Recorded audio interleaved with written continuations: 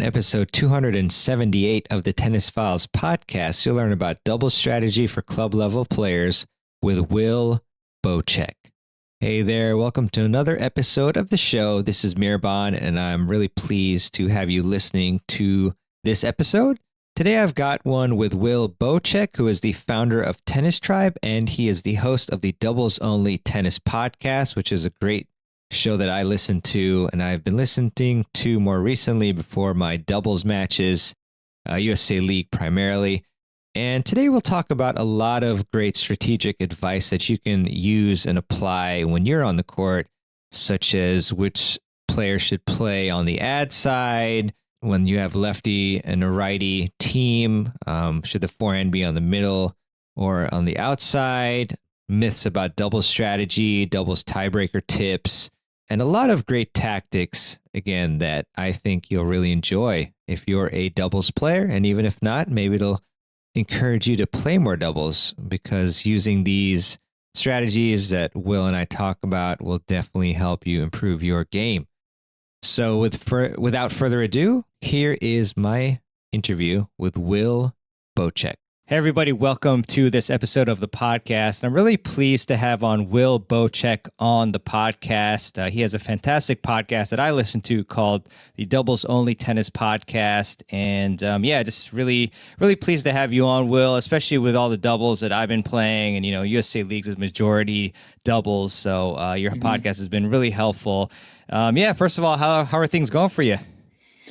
Everything's good. We're kind of wrapping up the season. So I live in Fort Worth, and they had the WTA finals here last week, which was just, when they announced it, I was in New York at the US Open, and I had to triple check with a bunch of different people. I was like, no way, this can't be right. It's not going to be in Fort Worth, Texas, but it was.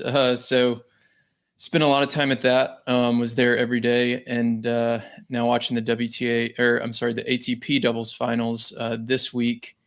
Everything's good. Excited for the off season and to look ahead to 2023 as well.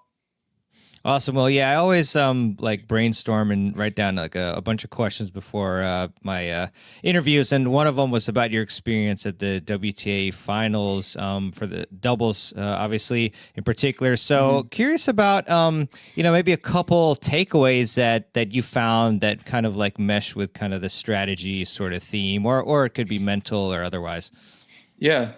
Yeah, so I actually just did an episode on this during the WTA finals, and the tournament was great, and unfortunately they didn't have a lot of time to prep for it, so the attendance, there's a lot of stuff on Twitter about the attendance being down and stuff like that, but it was a really fun tournament, and it was interesting. There's 8 teams, 8 doubles teams, and a lot of them are doubles specialists, right? So you'll have Demi Scherz and Desiree Kravchuk who don't play singles at all, or Juliana Olmos plays a little singles, and then Gabby Dabrowski plays only doubles at this point. And then you have some other players like the Czechs, who are the top doubles team in the world, but they also play a lot of singles, right? Barbara Krejcikova and Katerina Siniakova. And then the team that won it, Elise Mertens and Veronika Kudermetova, they play singles as well. So it's interesting when you get these matchups where it's high-level singles players who are also really good at doubles against doubles specialists. And one of the takeaways that I kind of had a hunch of over the years, but this kind of cemented it for me, is that you've really got to be able to hang from the baseline nowadays. And this is especially true in the women's game. The men's game's a little different because they both get to the net a lot more. There's not quite as much one up, one back. There's some, but in the women's game, it's almost exclusively one up, one back. And there's a lot of reasons for that we can get into. But Kudermetova off the ground, I think, was the difference for her and Mertens. And she hits the ball so hard, so low, takes it so early, that even if you poach and it's a good poach and you're able to hit a volley, it's such a difficult volley that you're almost playing defense. So she just totally neutralizes that net player, whether it's Gabby Dabrowski or Demi Scherz or whoever it is. So that was one big takeaway. If you can be really, really good off the ground, you can kind of neutralize a lot of the top net players in the world. And it kind of goes against the traditional kind of doubles mantra of get to the net. Volleys are more important than ground strokes and so on. So that was one big takeaway for sure. Another one is the format. I really wish they would play ad in these tournaments. I'm fine with a 10-point tiebreaker for the third set, but those deciding points, like you can get lucky or just miss a first serve, and then all of a sudden you have a second serve, and I don't know. It just seems too much of a coin flip on those deciding points for me. So I really wish they would play ad. That's not really a strategic thing, but it's a change that I would like to see. But yeah, the big takeaway was the double specialists, at least in this case, they really weren't able to hang with the top singles players. And when I say that, these aren't just singles players, right? I would argue that Krejcikova is a better doubles player than she is singles player. The same could be true of Mertens. The same is definitely true of Siniakova and so on. So to say that these are singles players playing doubles, I think is kind of backwards. A lot of these players are actually better at doubles, but they are also really good at singles. Got it. And so, I mean, you mentioned earlier how, especially for the women's game, it's like one up, one back is kind of the, prevailing formation in some senses. And I mean, is that partially because of how, I mean, yeah, what is it? Is it is it maybe because of the serve situation where maybe serves aren't as dominant on the female versus male side, or is it something else? Yeah, I think I've got a few ideas on this. I mean, it's interesting. We'll get into like analytics stuff later. Cool. But I really don't like to I like to call things theories and then like facts. And there's a lot of stuff that I can prove with data. And this is something where I'm getting into like some theories, and I have some theories on why the women play more one up, one back. One of them, which I guess this is kind of a fact, is typically they're just not as tall, right? So they're easier to lob. So in general, since the women are a little shorter, they're easier to lob. So when they do get two up at the net, it's just easier to hit a lob. So you're in a very difficult position. Another reason is, in general, their overheads aren't quite as strong, right? So you'll see in the overhead and the serve, it's a very similar motion, as you know. So you'll see guys hit overheads from near the baseline for winners a lot of the time, right? And the women's overheads just aren't as strong, and they're a little more solid off the baseline. So that's my theory on it. Some other coaches might have different theories, but that's kind of what I see. Whereas the guys will serve and volley a lot more, partly because, their serves are bigger, but also once they get to the net, it's so difficult to lob them. So it's really a kind of low percentage play if you're throwing out that lob in the men's game versus the women will lob a lot more often, and it's often a lot more effective.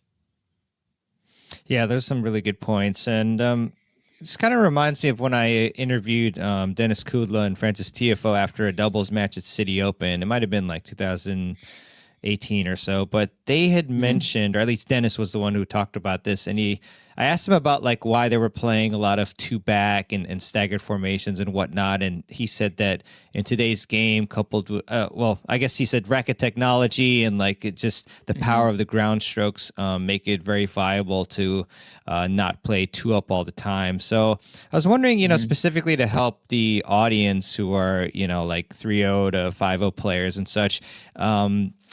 What do you think's like the optimal formation, in doubles for club level players? I mean, do you think it's situational? What are your thoughts overall on doubles formations?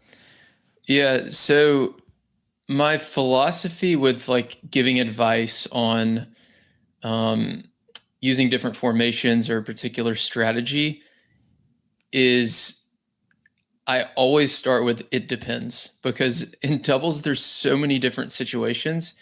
And Yeah. this is one of the things where I feel like the coaching industry has gotten a little maybe intellectually lazy, where we like have these blanket statements like doubles, you have to get to the net, or Right.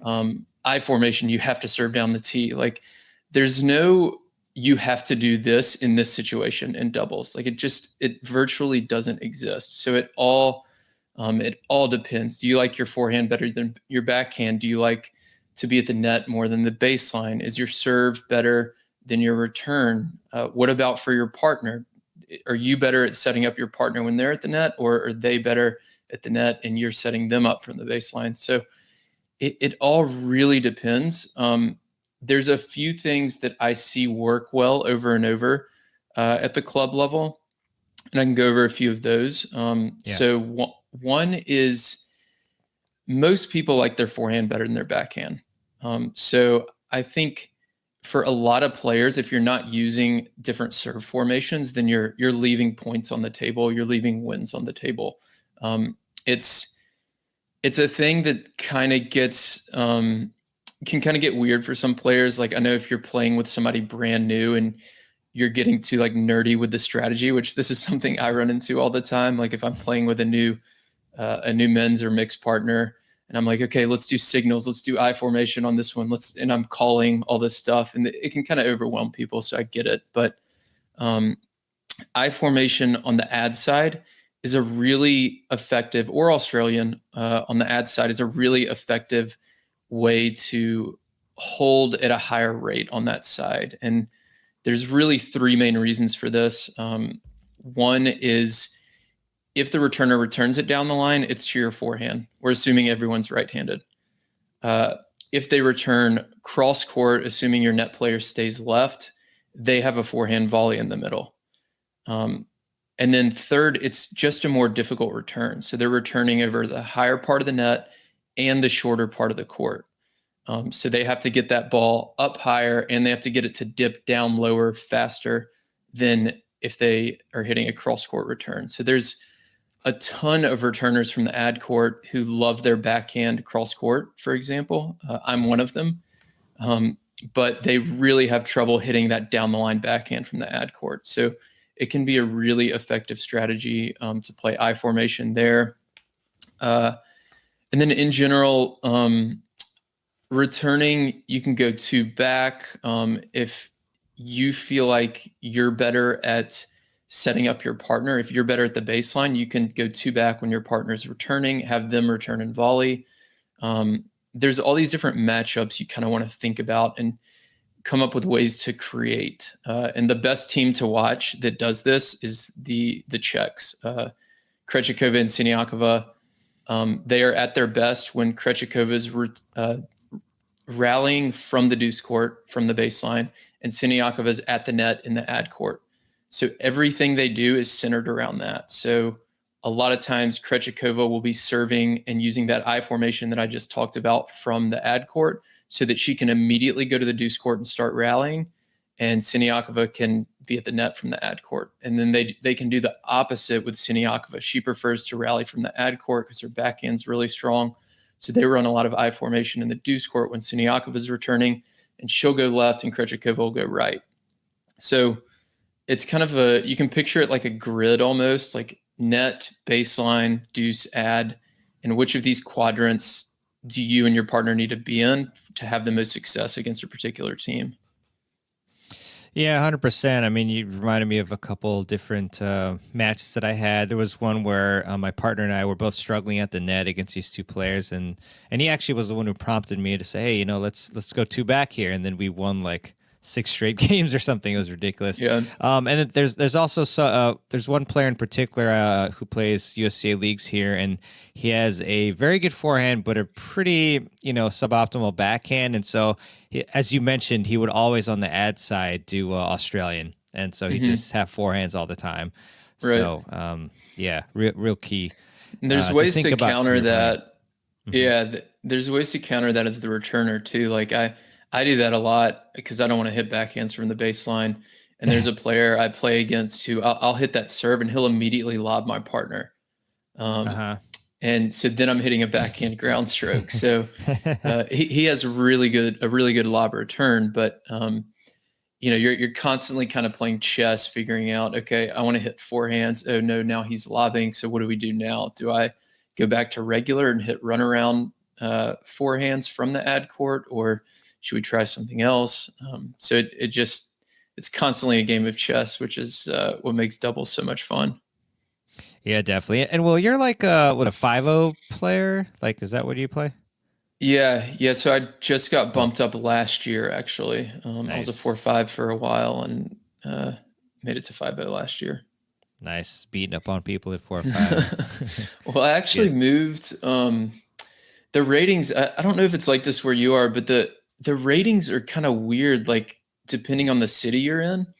So Austin, so I've been in Texas for a while, and I was in Austin for 5 or 6 years, and the 4-5 level there is just a lot higher.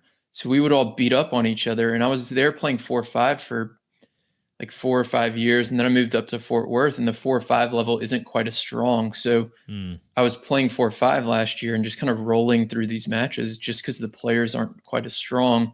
So then I immediately get bumped up, which keeps the 4-5 level in Fort Worth down, which is kind of an interesting cycle to me that I've talked to some USTA people about. But anyways, that's kind of what happened. Got it. It's very interesting. And so, yeah, that's a great level to talk about because I'm there as well. So what are a couple of the biggest mistakes that you see doubles players are making, in your experience from playing them or watching them? Yeah. So at the club level, I think the big thing is people are just a little too timid at the net. It's kind of a psychological thing that I've studied for the better part of the last 5 years.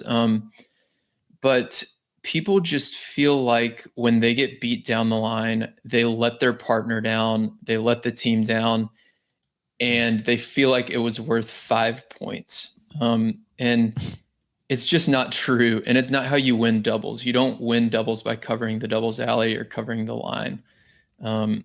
You want to, Craig O'Shaughnessy, who I've had on my podcast before, and if you haven't, he's a great guest.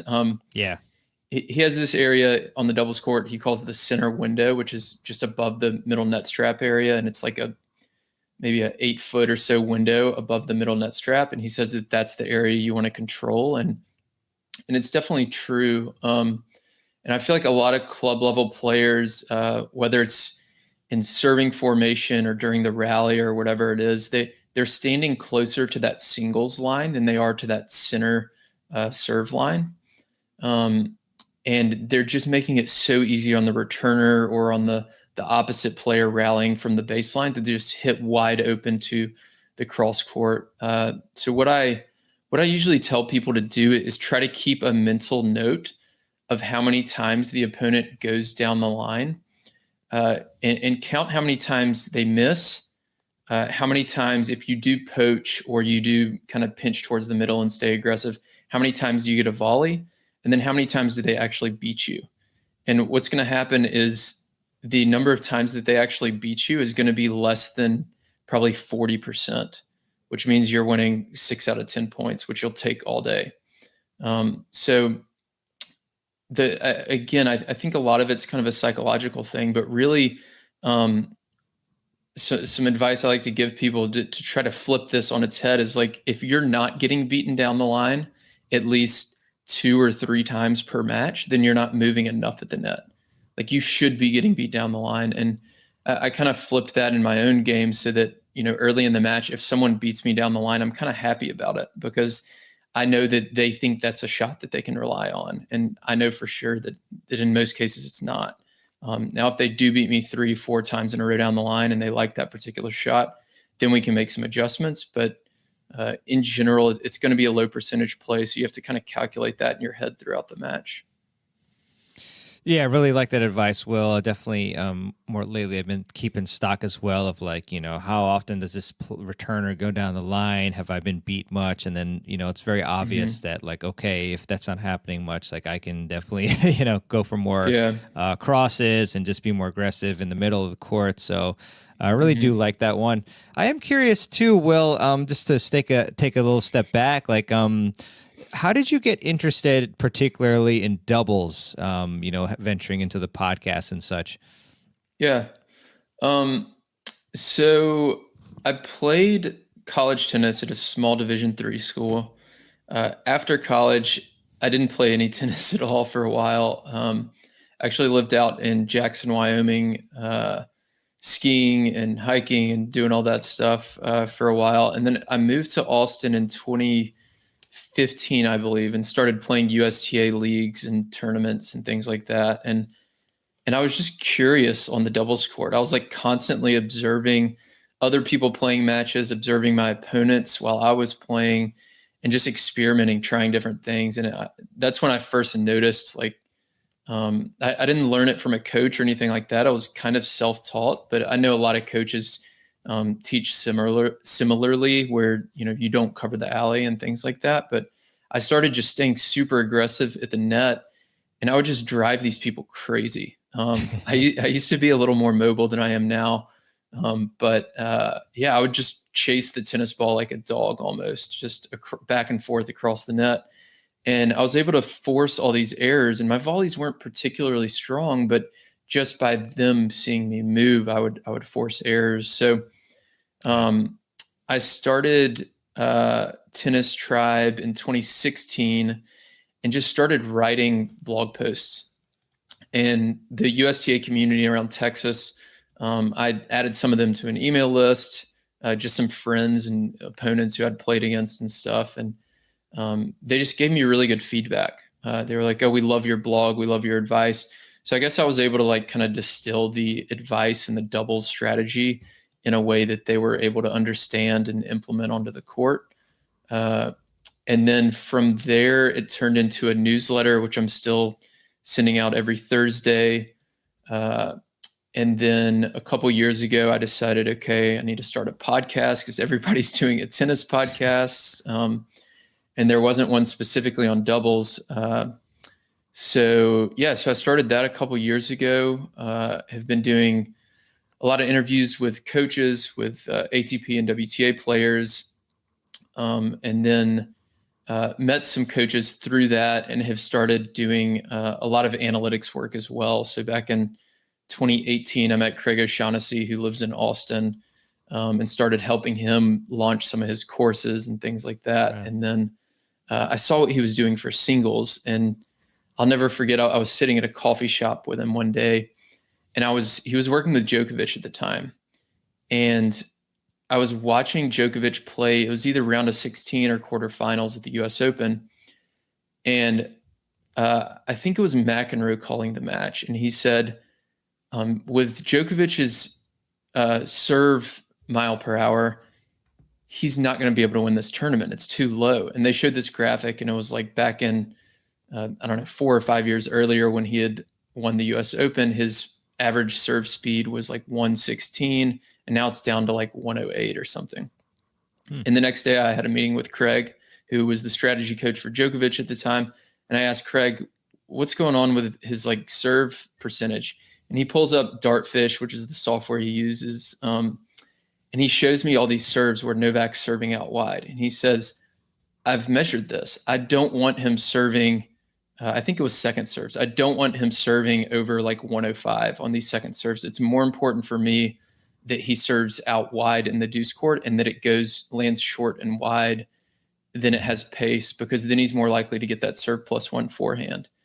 And I kept working with Craig, and that's when it all kind of clicked for me. I was like, oh, we can measure all of this stuff, and we can do this for doubles too. And since then, I've started working with a few pro doubles teams and players and coaches as well, and helping move analytics forward a little bit on the doubles scene. So it's been a lot of fun, a long journey, and who knows where it's going to go next. So. Yeah, that's amazing, Will. Kudos. That's super cool. Yeah, I had the privilege of having dinner with Craig and Will and a couple other people. Adam, who's partnered with Will from Fuzzy Yellow Balls, like 1 or 2 months ago, and a lot of great insights from Craig, and I've had him on my summit a couple times as well. So super cool that you're working with him. Yeah, a lot of follow-up questions here, I guess. Well, one thing is like with the stats analysis that you've been doing, any like surprising, I mean, you just talked about one with the slice serve out wide and the speed of that, but like any other like findings that you found that were surprising or eye-opening as well? Yeah. So for doubles specifically, one thing I've noticed analyzing a lot of these pro teams is out of the I formation, they serve down the tee. A lot of them will serve down the tee like 85, 90% of the time. And they'll have a pretty decent win percentage with it. But then I'll look at the 10 or 15% of the time they'll serve wide, and they'll win almost every single point. So the win percentage down the tee will be maybe 70%, something like that. And then out wide, it'll be like 96%. So why do you think so? Well, part of it's the element of surprise, right? Like if they know you're going down the tee, then they're going to be sitting on that tee serve. So like if we take the ad court, for example, if you're serving down the tee to me every time, I'm going to start leaning to my right. And then if all of a sudden you serve wide, I'm not going to see it coming. That's definitely part of it. And that's one of the arguments I get for when I tell people serve wide more often because it's working better than your tee serve. They'll say, oh, well, it's only working because the element of surprise. And I'll tell them, yes, but do it a little more often. That win percentage will come down from 96 to, let's say, 85 maybe. And then that tee serve win percentage will go up from 70 to 77. And then your overall win percentage in the ad court will increase too. So, an ideal scenario would be you have a perfect distribution where like every single location you hit your serve has the same win percentage, right? So you constantly want to be kind of tweaking those levers to maximize your efficiency on your serve. But that was a big one for sure. Not as many players serve wide as you'd expect, and it works a lot better than they or even I expected. Yeah, that's a big one. I usually hear the advice that like you want to serve down the tee to like cut off like the ability for the players to hit like wider angles. I mean, is that something that you kind of subscribe to as well, or have any different thoughts about? Yeah, I mean, it's a tough one. Like that's one of those theories that, when I look at the data, especially on serving, like it just doesn't add up for me. I think in general during the point, like during a rally, yes, it's typically best to play through the middle if you're kind of neutral or on offense. Defense is a whole separate thing where you need to be, playing more maybe lobs or some kind of high ball to buy yourself time. But in general, during the point, yes, it's best to kind of play through the middle if you can kind of own that area. But serving, the numbers don't add up. So a lot of players have more success serving wide. And it could be just because they like their wide serve better and they hit it better. It could be taking away the angles gives a particular player a smaller target down the line or cross court. So they actually like that. Who knows?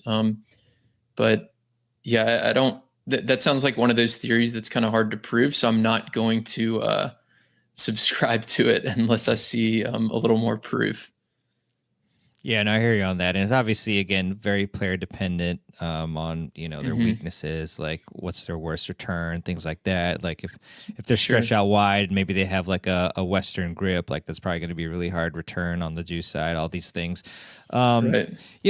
Yeah, and one thing, Will, that you mentioned actually a little while ago was you said you were studying like the psychological fear of players in doubles for like 5 years or so, I think it was.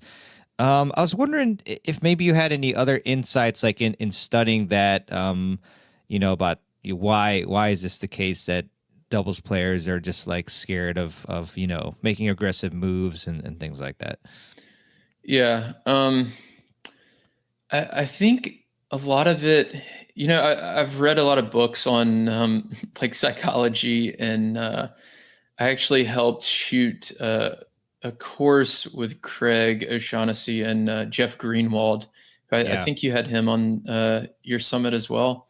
Hmm. Um, yeah, and Jeff's good at this stuff, the psychology Very good. stuff and the mental game. Um, and yeah, I think it just I think we've got ingrained in us from the time that we start playing tennis. Like doubles is you cover your half and I cover my half. And if I get beat down the line, I didn't do my job. But if I cover my alley, never get beat down the line, the opponent has a just rhythm rallying cross court, and it's death by 1,000 cuts. It's not my fault. It's your fault, right? So I don't know. I think a lot of it has to do with that. Just the idea that a lot of players think that doubles is covering your half of the court while your partner covers the other, but really, you got to get out of that mindset and work with your partner on, hey, this is a team thing. Know that I like to be super aggressive at the net. And I always tell my partner that at the beginning of a match if I hadn't played with them before. And I'll tell them I'm going to get beat down the line some, but they're also going to miss a lot. And it's going to help us hold serve easier. So I don't know. I'm not a psychology expert, but I think a lot of it has to do with that, just how people were taught when they first started.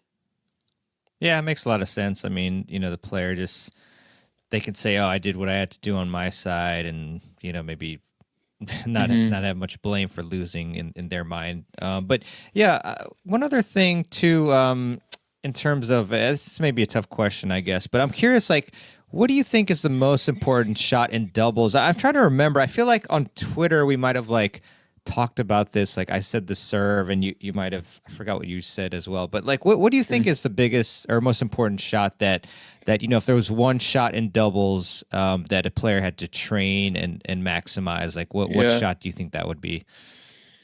Yeah. I th- I think it's the return. Mm, So I work with Warren Pretorius as well over at Tennis hmm. Analytics, and um, I've talked with him about this, and everybody says the serve's the most important shot in tennis, and they're talking about singles specifically. But he said, well, look at the top players in the world. Djokovic is the best returner. Nadal's the best returner. Like it's not the best servers that are number one in the world. It's the best returners. So I think that kind of goes over to doubles as well. You can get away with a worse serve in doubles, and you'll see that a lot. A lot of players, obviously most of the pro players try to make it in singles at first, and if they aren't quite good enough, and a lot of times it's because their serve isn't necessarily big enough. In doubles, you're only serving every 4 games instead of every 2. Um, Returning, obviously, that's cut in half as well. But yeah, I feel like putting pressure on an opponent's serve is, I don't know, just such a important asset in doubles. When I was in college, I was a good returner, and my volleys were not that great. My serve was not that great, but my coach always put me at line one doubles because he knew I would be in every return game. So I don't know. I don't have data to back that up, which again, it's like hard for me to, um, I don't know, say something like that without the proof. But yeah, I would say it's the return. But I see an argument for the serve or the return. It's definitely those two shots. I guess one Yeah. one other comment on that is the another reason I say the return is because it's the least practiced shot. So a lot of players practice their serve sometimes, but players rarely practice their return. So even if it's not the most important, if you tell yourself it's the most important and go practice it more, it might be a bigger benefit to you, if that makes sense. Yeah, I really like that last point. I think that's I guess in a lot of ways it's also probably like the toughest one to practice, and yeah, least likely. I mean, you can at least grab a bucket of balls and go serve, but can't really do Yeah. that with a by yourself. Yeah, and I can certainly see that side of it, and yeah, I think that serve and return obviously two of the biggest ones. Yeah, so When I was in I subscribe. when so I went to the Canadian Open this year, and I was in Montreal, and it was the first day, and I think it was raining, but there were some guys practicing. It was like dry enough to practice, but not dry enough to play matches, I guess, because there was like this constant mist coming down. So I go over to the doubles courts, and I watched Kulhoff and Skupski, who are, I think, just got to number one in the world now. I watched Mies and Kravitz, who are top 10, I think, in the year-end race. And I watched them each practice for about an hour. And they spent probably 60 to 70% of their time just serving and returning. Like very little time almost zero time hitting ground strokes, maybe 20% of the time hitting volleys, and like 60 to 70% serving and returning. Like it was crazy to me. Like I knew it was high, but it was even higher than I thought. And they must have taken Craig O'Shaughnessy's course. It's crazy. And if you go over to like your local club and watch people practice for doubles, and like even I'm guilty of this a lot of times, like people are just going to hit from the baseline most of the time, not take that many volleys. And if they do, they're going to volley back to the opponent, which is something that's going to kill them in matches, because then they poach and they volley it right back to the opponent. And rarely practice serves and returns. So it's something I've started doing more and more, is practicing serves and returns in my own practices. And I really think you probably can't do it enough. It's just definitely the two most important shots in tennis, regardless of singles or doubles. Yeah, definitely. I mean, with Craig's, research, and, I'm sure you've contributed to it as well. The first four shots, serve, return, and then serve +1, return +1 are comprised. I forget, it's like 70 or 80% of like all the points. Yeah. So it's like 70% in singles and like 77% maybe in doubles or something. It's really high. It's super important, and people, I guess it depends on your goals too, right? I know a lot of players who are just like, oh, I just want to work out. So it's like, okay, fine, go hit from the baseline all day. But like, if you want to win, then start practicing those shots more often. Yeah, 100%. On the return route, are there any particular serve return tips that you have for us? Because, I mean, obviously that's super important, and a lot of players struggle with that. So struggle getting a rhythm, and a lot of times, like especially with playing like aggressive players and like maybe 4 or 5 plus levels, like you've got a net person who's like yourself, like very aggressive, and so yeah. Any tips on the return? Yeah.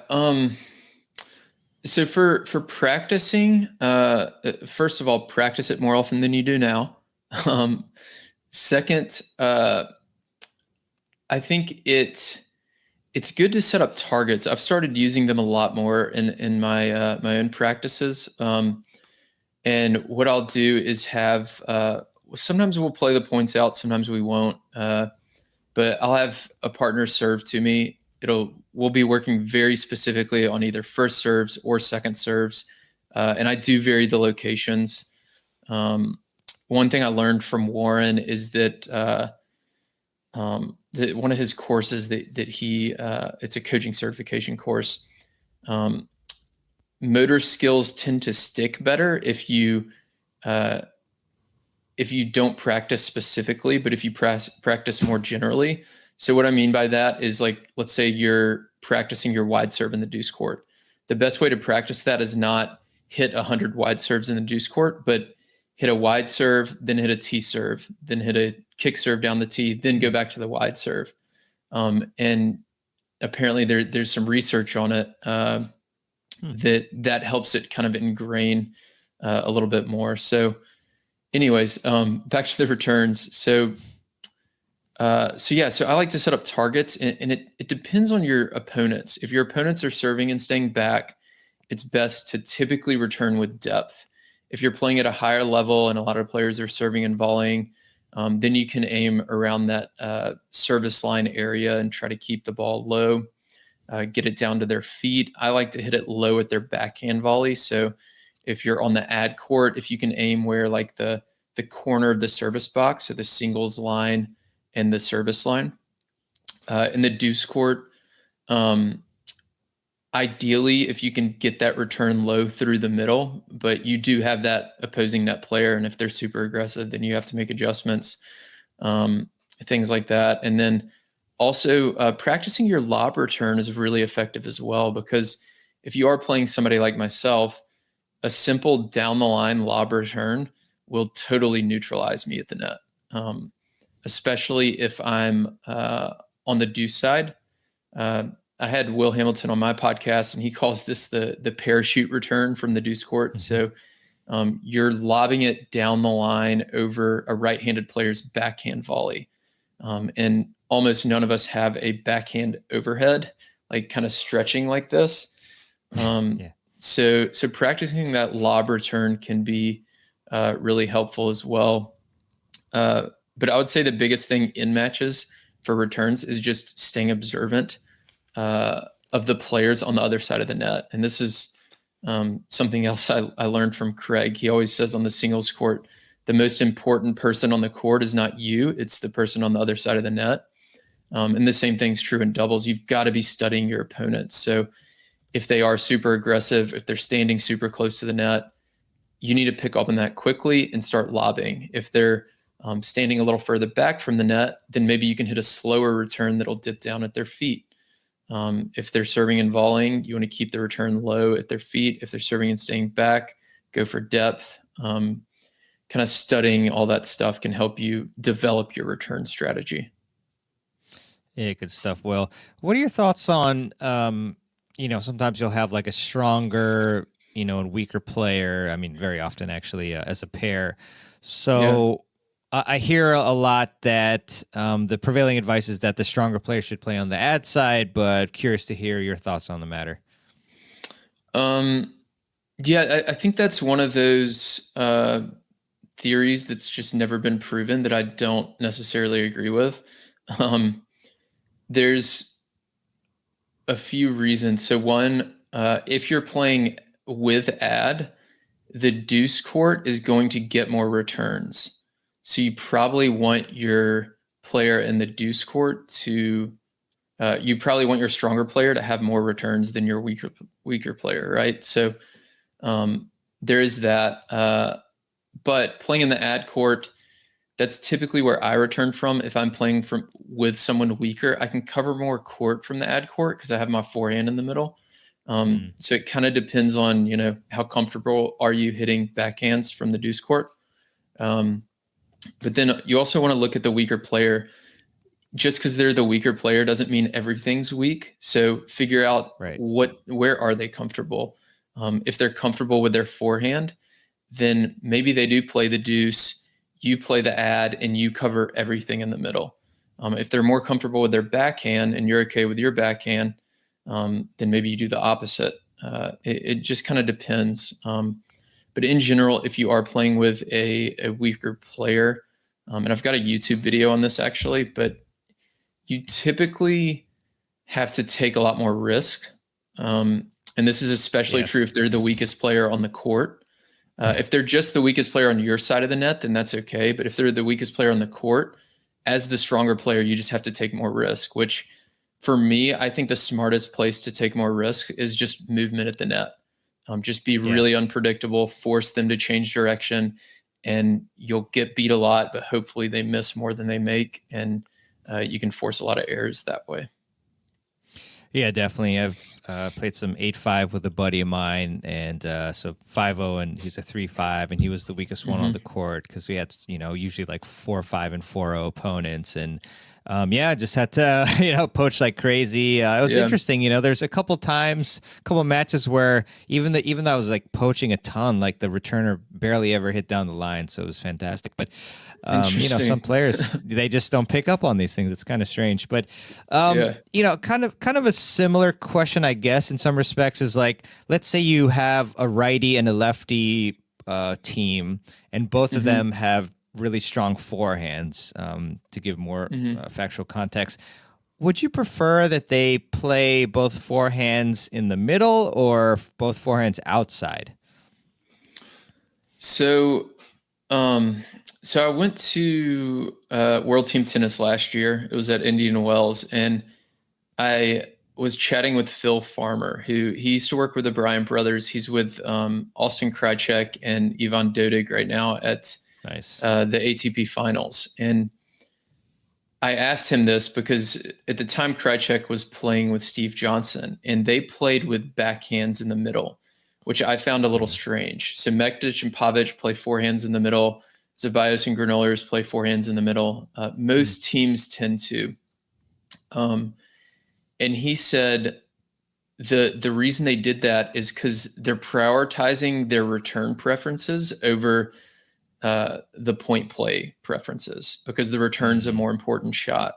So like if they were just playing off the ground with no serves and returns, sure, they would do forehands in the middle. But Steve much prefers to return from the deuce court, and Austin prefers to return from the ad court, even though they have backhands in the middle. So they're a little more exposed in that case once the point gets started, but they're going to have better returns.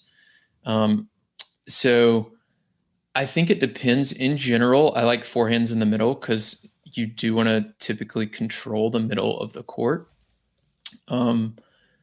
But like I learned from Phil, I agree with him. I think prioritizing returns is definitely the way to go. Gotcha. Very interesting.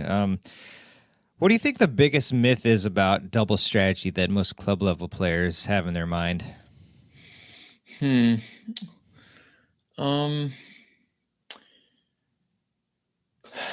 Cover the alley we went over. That's definitely a big one. A lot of coaches teach you to get to the net at all costs, which is also like not always true. Right. Yeah, I don't know, like the biggest myth. I mean, I guess it would be cover the alley. What are some other ones you've heard? Other ones I've heard. Yeah, I mean, I would have to go with the same thing, like where you must go to the net. Like I've had like a coach, like one time I like live streamed like a doubles practice, and he was like, "Come on, man, get to the net." But I mean, it wasn't like the best strategy for the particular opponents we had. Yeah. I mean, covering your half of the court is another one that like the way people divide up the court is just incorrect. Like covering the deuce versus ad. So I don't know. I would say those are the big ones. And like I said, I think covering the alley is probably the biggest one, and people should get passed down the line more often, not less often. And that's the right way to play doubles, because when you watch the pros, they get passed all the time down the line, and they look at their partner and they say, "Okay, let's move on." Like no problem. So yeah, exactly. So I know we talked about playing with a weaker partner, but do you have any other tips about that? Because this again happens frequently, like when we have I guess like the 0.5 leagues, if you will, where you've got to combine with a partner. Yeah. So any other strategies there? Yeah. So for a long time, I played 8-0 until this year when I got bumped up. So now it's a little more level. When I was a 4-5, I was a good 4-5, and now I'm like a probably subpar 5-0. So there was a lot of it depended on the opponent, my partner. Again, this is that it depends thing. But I'll walk you through a few things that worked for me and that I've taught some people. So the first place I always start is staying super aggressive at the net, partly because that's just more comfortable for me. I like to do that anyways. And hopefully I can get some volleys and force some down the line return errors, or even force them to try to go harder cross court and force an error that way. In some situations that works, especially I feel like against younger players, it has worked for me in the past because they just refuse to hit a lob return. They just want to rip the ball every time. So in that case, it's pretty easy. But I do play some teams where they figure it out and they start lobbing me. And then I'm kind of neutralized because they are hitting lobs to, at the time, my 3-5 partner in the back, who's a good player for 3-5, but if we're up against two like good 4-0s, for example, it's just not sustainable. So Yeah. in that case, sometimes what I would do is actually play back and have her at the net, and I would have her stand super close to the net. So if they hit it at her, even if it hits her frame, it goes over the net. It doesn't matter, and a lot of times it's a winner. So they'll hit it at her once or twice. She had decent hands, so she'll sometimes hit a volley winner or sometimes miss-hit it, and it'll still be a volley winner, and they'll stop going at her. So then they're rallying with me, which is what I want. So I'm able to, at that point, kind of control the point with my forehand from the baseline, and then if I can get to the net, do that. But putting them right on top of the net was an effective strategy in that case. And then, like I said, the last thing is just knowing your partner's strengths. Even though they're the weakest player, figure out what they're good at. Ask them that before the match, and figure out how you can get them in the position to where they're not quite as weak. They can't be exposed for the weakest parts of their game.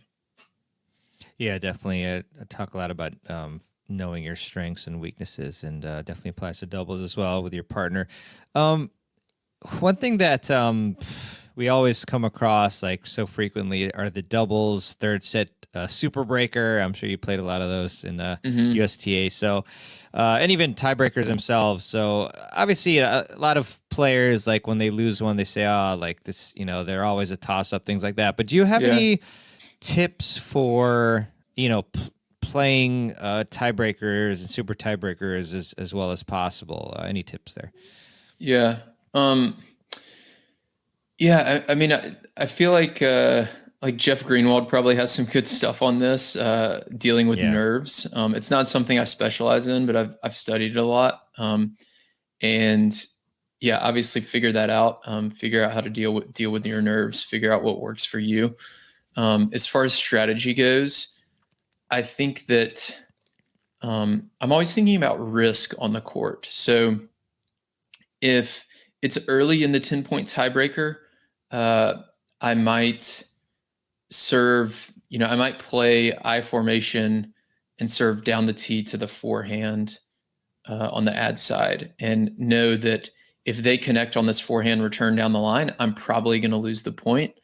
But I'm also likely to get an error on this shot. But if I'm down 9-8 in the tiebreaker and I do that, it's probably not worth the risk, because the 30 or 40% chance that they connect means the match is over, right? So I'm more likely to take on a little bit more risk early on in the tiebreaker, whereas later in the tiebreaker, I'll typically want to stick with kind of something that I know is effective against this team, but that doesn't take on too much risk early on in the point, so that I can kind of stay in the point.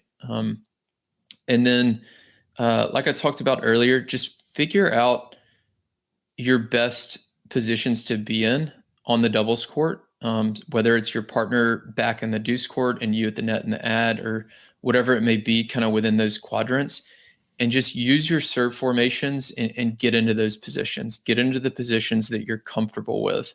And then also, if you can, at the same time, study the opponents and figure out where they're uncomfortable and figure out how you can get them into those less comfortable positions.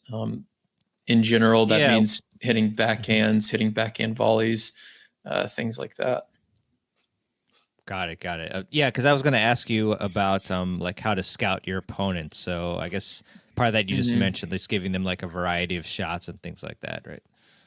Yeah. So if you have a chance to like watch your opponents play before you actually play against them, maybe your round ended early or whatever, I'm typically studying returns the most, because I want to develop a good serve strategy, and figuring out kind of what type of returns are they comfortable with. And I divide returns up into 4 different kind of categories. So you have your across your body forehand return, across your body backhand return, and then kind of inside out or down the line, depending on the side you're playing at, forehand and backhand. So what that means is An ad court player like myself, I like my backhand return across my body. I don't like it down the line from the ad court, which is kind of, I don't know if that would be called inside out. I don't think it is, but it's kind of down the line. And then my forehand, I like to hit my forehand inside out.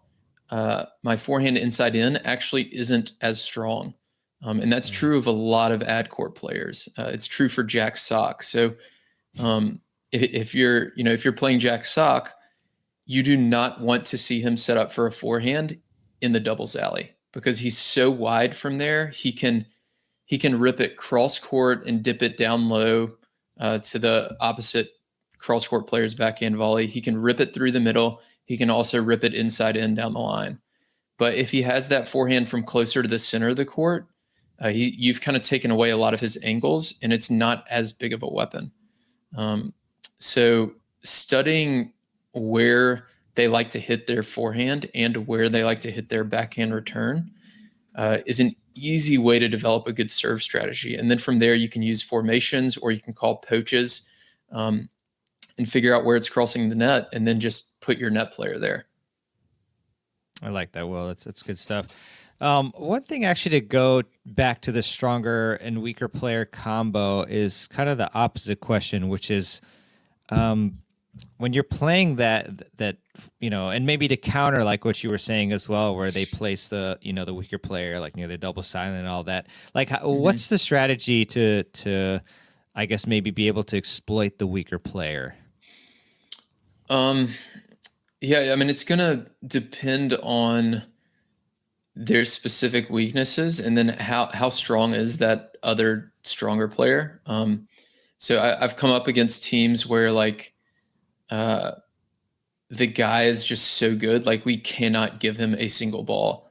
Like there's this league here in Dallas where there's like former D1 players, and it's like I can hit with him for like 1 or 2 balls every now and then, but like it's just no chance. Wow. So Yeah. so it depends on like how big that gap is. But it's no different than finding anyone else's strengths and weaknesses, right?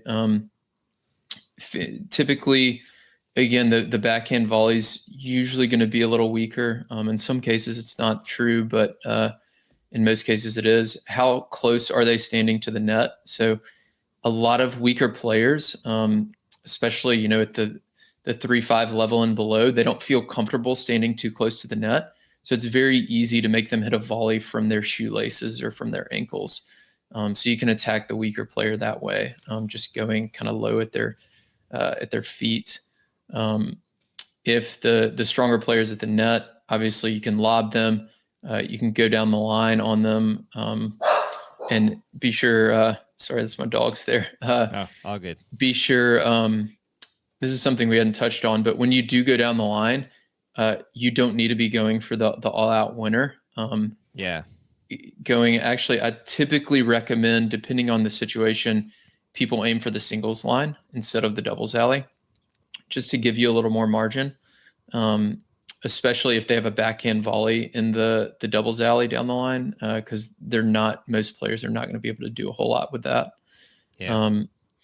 So yeah, I think the biggest thing is it just depends on the gap. If the stronger player is going to hurt you really badly, then you've just got to take everything at the weaker player. But testing out their volleys, testing out their ground strokes, figuring out what the weakest part of their game is definitely the way to go early in the match.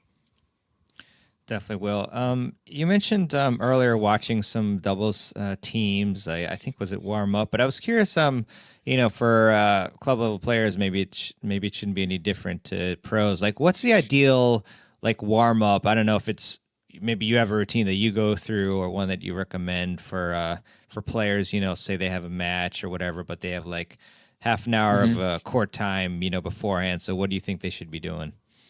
Yeah. I think for me, like as I'm getting older, I think the biggest thing for me is just making sure my body gets warm. At that point, I'm not going to fix my serve technique or anything like that. So for me, I go through just a typical warm up, but I do I probably do hit more serves and returns than most other players, and I think you probably should do that. That's what I'd recommend before you even get on the tennis court. I'm sure you've had some people on the podcast about like dynamic warm-ups and stuff like that. Yeah. So I would definitely recommend that stuff. But yeah, I like starting short, rallying from the baseline, then go one up, one back, alternate that. A lot of players like to do that cross court, which I think is great because it simulates the real match situation a little bit more, since most teams are playing in that kind of regular formation. And then also, if you can both get to the net and hit some touch volleys up there and really work on your footwork, I think that's a great way to warm up your volleys and feel a little more connected with the ball. And then spend a lot of times on serves and returns. You can play points out cross court and just like take that center service line and imagine it goes through the middle of the court, and that can be your kind of in and out line. And you can do that on the deuce court, do that on the ad court. And just get plenty of serves and returns there. But yeah, like I said, for me, the biggest thing is just making sure my legs and feet and kind of shoulder and things like that are warm. Yeah. Cool. That's great tips there. What do you think high percentage doubles looks like? If someone were to go to you and say, "Hey, I just want to play like solid high percentage doubles," what would you tell them to do? Yeah. Yeah, that's usually how I start out every match, just to like test people out. Because if I can win playing high percentage, then I'll just keep doing that. So pretty much everything goes cross court in high percentage doubles. This is a drill I've actually been working on that your listeners might like a lot. So I saw this back at Indian Wells a year ago. So it was October 2021 because they delayed Indian Wells, 6 months in 2021. And I saw Shea Sue and Elise Mertens doing this drill where they had the coach was sitting on the baseline about where you would be for a return. And Shea was acting like she's the server's partner. And the coach was just ripping balls at Shea, and she had to practice putting them away. And then I saw Wesley Koolhof doing this in Montreal as well. And one thing I noticed is almost all of their volleys were going across their body. And Koolhof actually had some like sticks out that were like short kind of angles, like well in front of the service line through the doubles alley, so that he had to angle all the volleys off the court. So the coach is just ripping balls at Koolhof or at Shea, and they're just going like this, just fending them off back and forth, from pretty close to the net. So you're emulating the like a real aggressive return, and you're practicing that serve +1 volley. And so many players at the club level, myself included, hit that volley right back at the returner. Because typically when we're practicing our volleys, we're practicing with a can of balls, or maybe we have 6 balls, and we just don't have enough to keep hitting winners. So you need a basket for this. And I've started doing it recently, and it's helped so much. It becomes ingrained into your muscle memory. So that way you're much better at putting away volleys instead of hitting them right back to the returner. So that's definitely a drill that I'd recommend people try out. And now I've forgotten your initial question. No, that's perfect. Did I cover it? Yeah, you covered it. So all good. Okay. There. Thanks. Yeah, because I mean, high percentage. I mean, that kind of figures into it with that drill. Yeah. So I was saying a lot of people when they poach, like they try to hit this inside out volley at the opposing net player, when they should just hit a short cross court angle, and they'll make a lot more of them. That's where I was going with that. No. So high percentage, you're playing with your strengths. I always run I formation on the ad side so that I have a forehand because it's high percentage for me. Things like that. Yeah, gotcha. So with the I formation on the ad side, then you're pretty much always having your partner go left then. Typically I'll do it. It depends on the opponent. But but I'll do that maybe 70 to 80% of the time. Yeah. Switch And it up a little. then, yeah, every now and then I'll test out their forehand and backhand return, figure out, where is it crossing the net? Which one has more height? How much pace does it have? And then we can get a read on, okay, they're hitting their backhand return kind of back towards the middle of the court. It's coming pretty high over the net. So on this one, I'm going to go wide. You hold for a second and watch wait until they start their swing. And then as soon as they start their swing, then you move right. Because if you go a little early, then it can be, they can see it and then they can rip that cross court, which a lot of ad players like. And I also love the fake out of the I formation. If you're quick enough to do it, it's something I've used a lot recently, is faking to the right to make them go cross court and then go back to your left. At least on the ad side, it works on both sides. And then a lot of times you end up with a pretty easy volley off that cross court return. Yeah, love that last one, especially. A really good play there. What are 3 books that you'd gift a friend to help them improve their doubles game? So perhaps some really good doubles books that you've read, and then, if in case you don't have 3 doubles books that you really liked, it can be like a resource online or something else. Yeah. I mean, I think the inner game of tennis is just kind of a must read for any tennis player. I think it helps whether you're singles or doubles. So that's definitely one. Ian's new book, Essential Tennis, I'm not all the way through it, but I've enjoyed it a lot so far. I don't even think I've gotten to the chapter on doubles, but he talks a lot about, technique and things that apply to doubles. So I think that one's a really good one. And then there's one called Mine, which is a coach in Canada who I had on my podcast a few months ago, named Euros Budamak. And it's kind of an illustrated guide. It's not really like you can read it in 20 minutes maybe, but it's got like 20 or 25 different kind of concepts or plays that you can run in doubles. And it's a good kind of entry level double strategy book as well. So those first 2 are definitely a lot more like in depth and cover a lot more than just doubles. But the last one is a pretty good intro to double strategy. And I think at some point in the next 3-ish years or so, I'm going to have to write my own double strategy book, because there's just not very many of them out there. I've already started writing a few ebooks and things like that, but I've got to get on a longer form book. It's just going to take some time. Yeah, you got to fill out your calendar with those writing appointments and just stick to it. But that'd be great to read. Definitely would have you back on again to talk about that.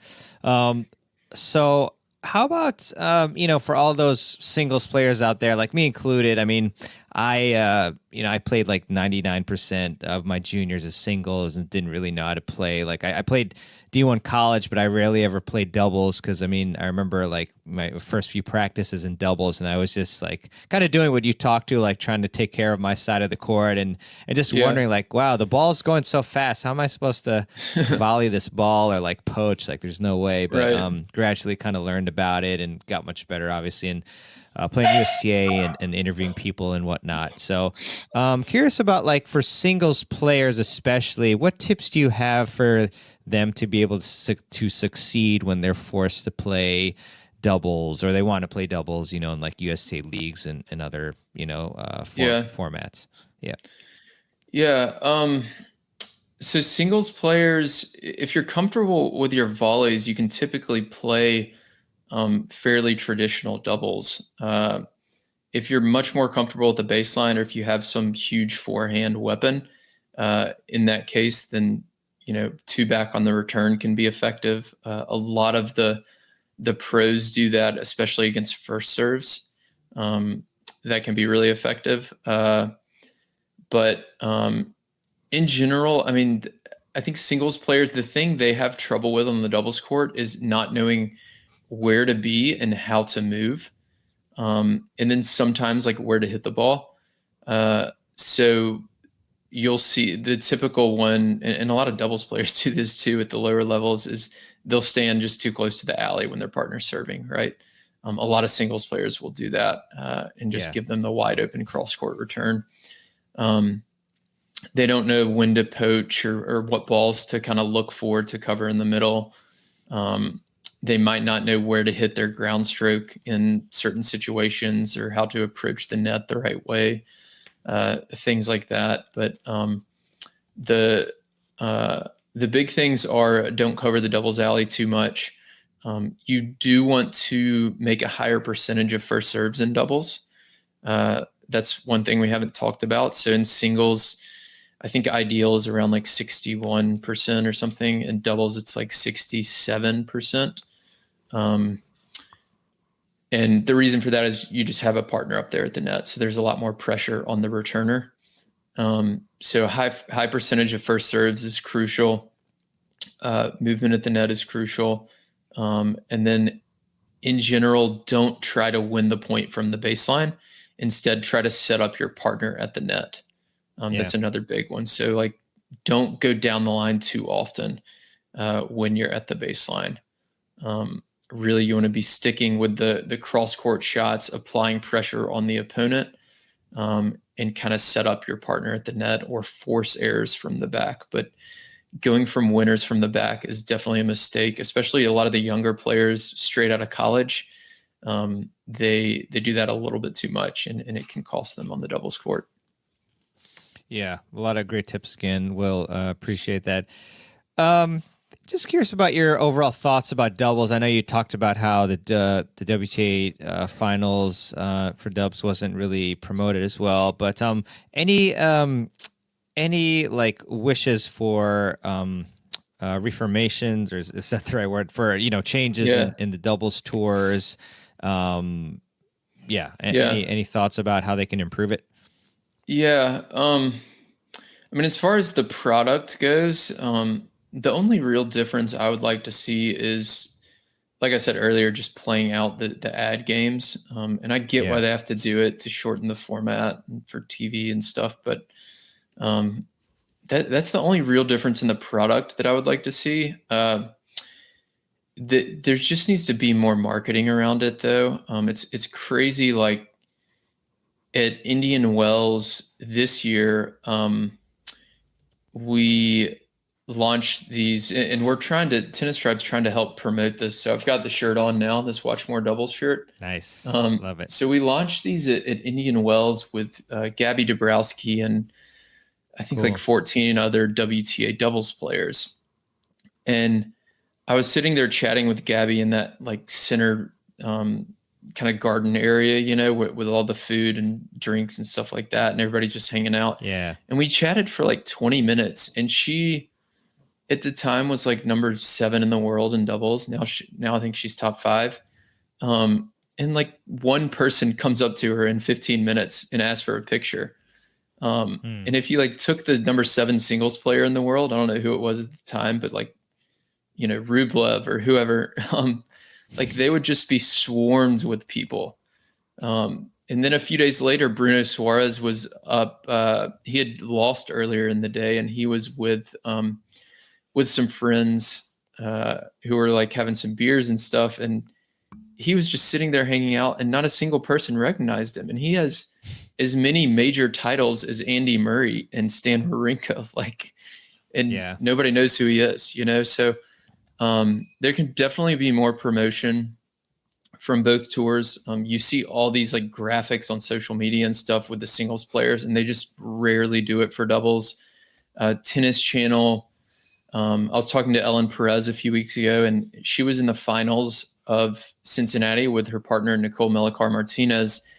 And they're playing the finals of the doubles draw at a Masters 1000 on a Sunday, and Tennis Channel was showing pickleball. Yeah. So like and it's a chicken or the egg problem. Like there needs to be more demand for doubles. And if more people watched it on Tennis Channel Plus or ESPN Plus or whatever, then the networks would pick up on it and they would start to show it more. But it's also like there's no demand because y'all don't market it and y'all don't show it. And I really think the product is plenty good for people um, to get into it, to follow the teams, to get to know the players, and to really become doubles fans rather than exclusively singles. Yeah, it's so entertaining to watch. I think a lot of people who just like don't really think about it, and they tune in. They're like, "Wow, these points are so action packed, and much more than singles a lot of the times, and quick points, Yeah, and for however much you probably either like or dislike Kyrgios, it was I think he's helping a little that's bit maybe great. with that, and He yeah, definitely and is. Yeah. yeah, it was cool to It, see him and Kokonakis actually playing, ATP doubles finals, and they had a close one, I yeah. think. Yeah, so Yeah. It's great. Like having the top single stars play, it helps doubles a ton because a lot of people, like I was in New York for their match. It was like the night session on Louis Armstrong, I believe, and Venus and Serena were playing their doubles match on Ash that same night, and it was such a like great night for doubles. And yeah, I think it's great when the top single stars play because people, it gets more awareness to people who are only singles fans or who never considered watching doubles. And maybe they will, maybe just a few of them at a time, but maybe they will start to watch doubles a little bit more as a result of some of those matches. yeah, definitely will. Do you have like a favorite doubles player of all time, and if so, why? Uh, you know, um, I'm not a very big like tennis history buff. This is something I'm still like trying to get better at. Most of my childhood, like I didn't watch as much pro tennis as most people in the industry. So it's tough for me to say a favorite of all time. I can say some of my favorite players to watch now. Katerina Siniakova is the number one women's doubles player in the world, and she is a blast to watch play doubles. She's so active at the net, moves really well. Her backhand's unbelievable. She just plays doubles the right way. Like every Mm. single shot, when I watch her play, I'm like analyzing what should she have done there. And 99% of the time, I'm like, yes, I totally agree with the way she played that point. And that's definitely not true of a lot of the pros. And then also on the women's side, Demi Schurz, who I mentioned earlier, is a lot of fun to watch. She takes the return super early and takes away time from the serving team, which is a great tactic if you can do it. And then she returns in volleys, so she comes in behind it. So she's fun to watch do that. Gabby Dabrowski is a great doubles player to watch as well.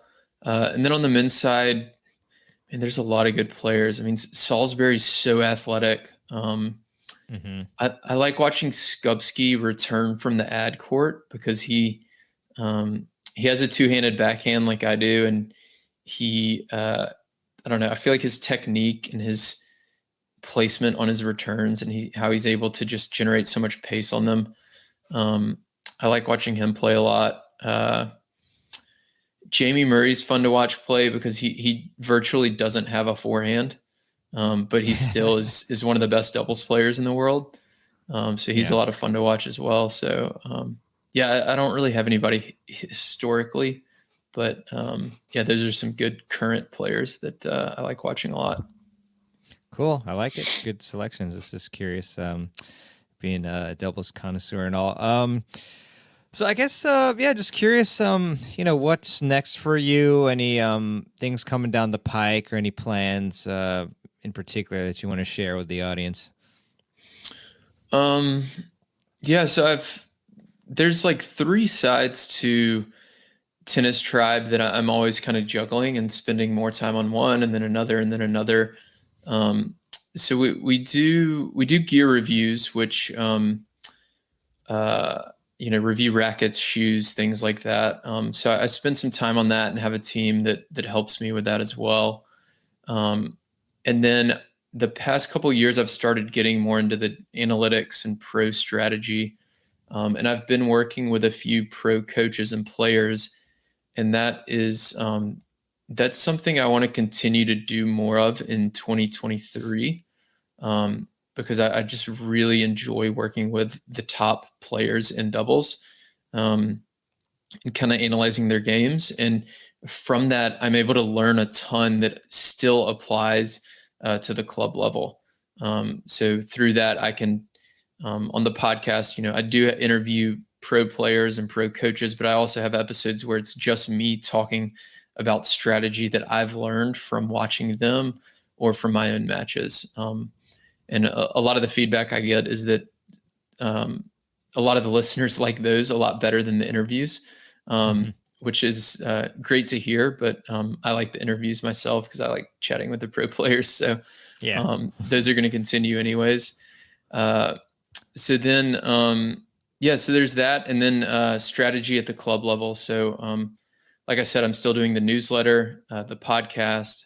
I've got a few ebooks on the website. I want to revamp my existing courses and do some new double strategy courses, and maybe a book in the next couple of years. So we will see. And then the third piece is we're trying to cover the doubles tour as much as we can. I just feel like doubles is an underserved market, and I think it should be more popular than it is. And I want to help kind of instigate that and be a part of seeing that grow. Awesome, man. Yeah, I really appreciate all the hard work you're doing. And very cool to hear about all the projects you got coming down the pipeline. So where should our listeners go to check out what you're doing? Yeah, the website's the easiest place to check everything out. So thetennistribe.com. If you sign up for the newsletter, you get a free doubles guide on some of the tactics we've talked about here today. And I send that out every Thursday. So that's the best way to kind of stay up to date with podcast episodes and everything like that. But from the website, you can find the podcast in the main menu. You can read some of the doubles lessons. There's links to some of the YouTube lessons, things like that. So that's definitely the best place to kind of find everything. Great. And any social platforms or accounts you want to shout out? Yeah, we are on Twitter, Instagram, have a Facebook page. I'm trying to get better at that. Honestly, I'm not very good at social media, partly because I just don't enjoy it that much. But it's something that I know is super important, and I'm trying to get more consistent with it. I think my personal Twitter account, is going to be one to follow over the next year, because I'm going to try to start putting out more data, more pro level doubles data through my personal Twitter account, and kind of build it up that way. So anyways, all that's linked from the website though, so you can find all of that there as well. Excellent. Well, and just to close, a question I ask all my guests, which is and I'll adapt it to doubles strategy. So what is one key tip that you can give to help our audience improve their doubles games? I would say practice like you play. It's one of the biggest lessons I've learned the past several years from, O'Shaughnessy and Warren Pretorius, who have been two of the biggest influences for me. Just making the practice court reflect the match court. And the volley drill I talked about earlier is just a huge one. Like if you go do that for, over the course of a month, do it once or twice a week, I promise you your volleys are going to get better. If you find yourself hitting a lot of forehands from the deuce court in your doubles matches, because you return from the deuce side and you rally from there, practice that. Practice your forehands from the deuce court, hitting short angles, hitting with depth, hitting down the line, lobbing from the deuce court. Whatever real match situations you find yourself in a lot, go practice those things and give yourself the tools to be able to kind of manipulate the ball and send it back to the opponent's weakness, regardless of where that may be. Awesome. Well, great advice. And yeah, I appreciate having you on. Thanks for coming on the show, and definitely encourage everybody to check out the tennistribe.com as well as your podcast, the Doubles Only Tennis Podcast. So, well, yeah, great chatting with you. Hope to connect again soon, and all the best with everything going on over there. Awesome. Thanks a ton, Mirban. It was a lot of fun. Thanks. Same here. All right. I really hope that you enjoyed my interview with Will Boucek, and I definitely highly encourage you to check out Tennis Tribe and the Doubles Only Tennis Podcast. Links to them in the show notes page. I also would really appreciate it if you would leave a review for the Tennis Files podcast, and you can do that at tennisfiles.com/Apple Podcasts or at the podcast app that you use to listen to the show. I just find that Apple Podcasts is the best in terms of helping the show due to the majority of views being on the Apple Podcast platform. So that would help the most, but any sort of feedback overall that you can give would be much appreciated. I also just want to leave you with a quote, as I do at the end of every show, and this one is by Walter Anderson, and Walter said, "It is only when we take chances when our lives improve. The initial and the most difficult risk that we need to take is to become honest." Really like that one there. A lot of great interviews coming down the pike for you that I've actually already recorded. So I'm very happy to bring those to you very soon in a week's time if you listen to this episode on the day that it's released. And otherwise, you can probably listen to the next episode right now. So all the best, keep improving your tennis game, and I'll catch you on the next episode of the Tennis Files podcast. This is your host, Mirban Ranchad, signing out.